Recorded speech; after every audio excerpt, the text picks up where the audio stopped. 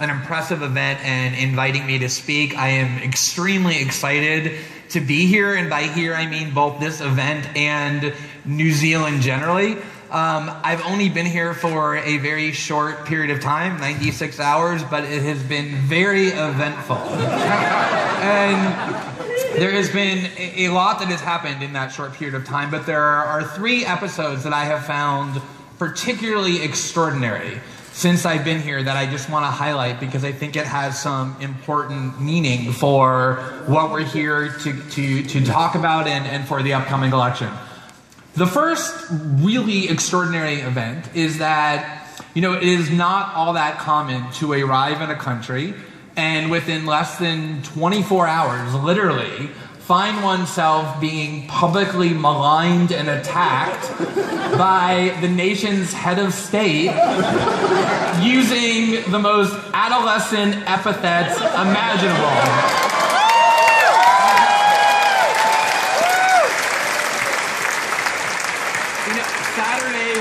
Was my first full day here in New Zealand, and I was welcomed by being called, literally on no less than a dozen occasions, a henchman by the nation's prime minister. And today, earlier this morning, he descended even a little bit further into the muck by crowning me a loser.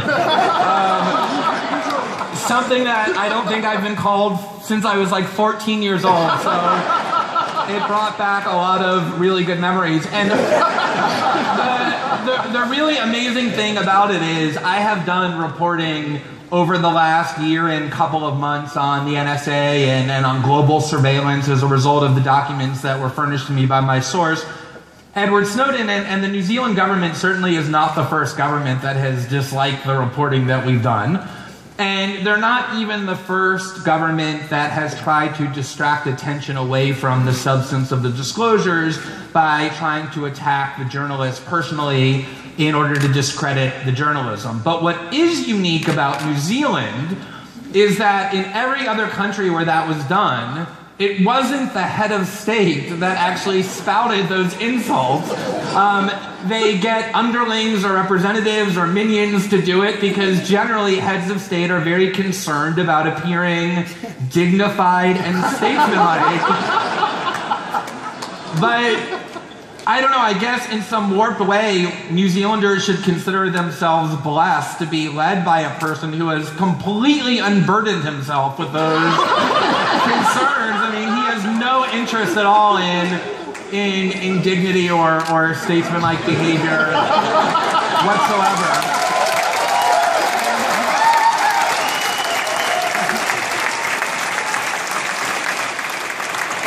I never thought that I would actually hear myself saying what I have said multiple times in interviews over the last 4 days, which is, it's a very weird thing to hear one saying, which is, I'm not going to lower myself to the Prime Minister's level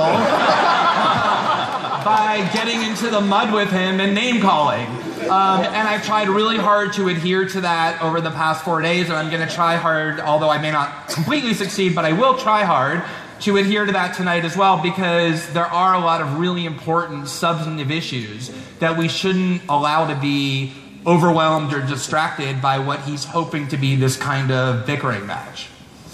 The second really extraordinary thing, and this is genuinely really stunning to me, was on the very first day that I began doing interviews about the reporting that we were here to do, the Prime Minister, in the words of the New Zealand Herald, for the very first time admitted that his government had in fact planned a program of mass surveillance aimed at New Zealanders. He admitted that for the very first time on Saturday after my arrival, when he started to have suspicions about what it was that I was going to expose.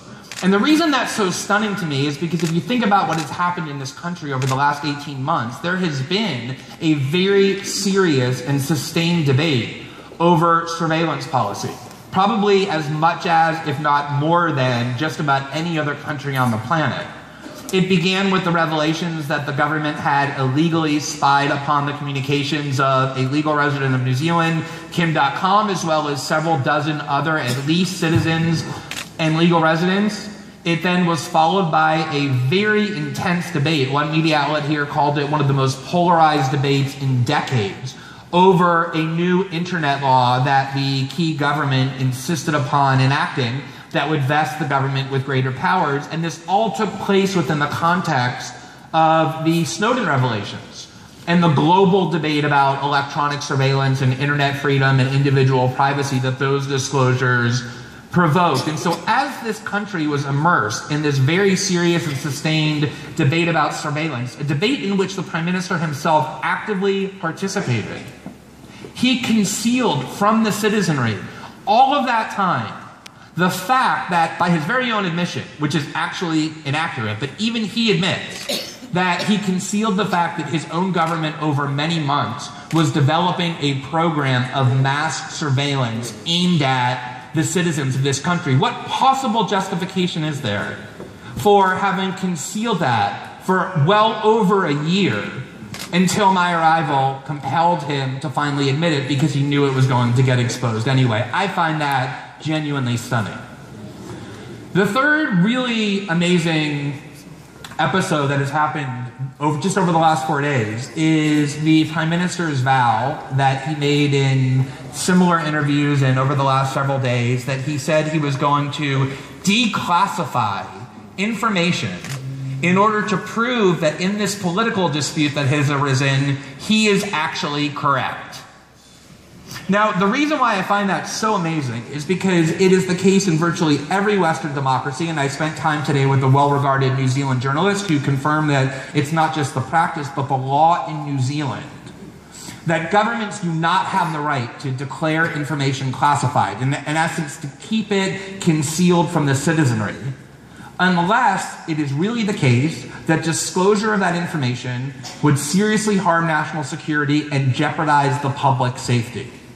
So what he is essentially saying is that there is information that his government decreed to be classified on the ground that its release would jeopardize the public safety, that he is now going to release because he thinks doing so would be helpful to him politically. I have never before seen that in my career as a journalist. I mean, I have seen other governments, including my own in the United States, release classified information for political reasons, but they at least pretend that they're doing it for the reasons that the law says. They say, well, we're doing it because national security would be helped if we were to disclose it.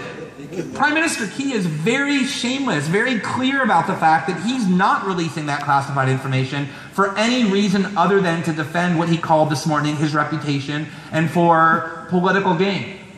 And I really urge whatever members of the media, the New Zealand media, are here to think about what this really means. It's only one of two possibilities, both of which I think are equally disturbing.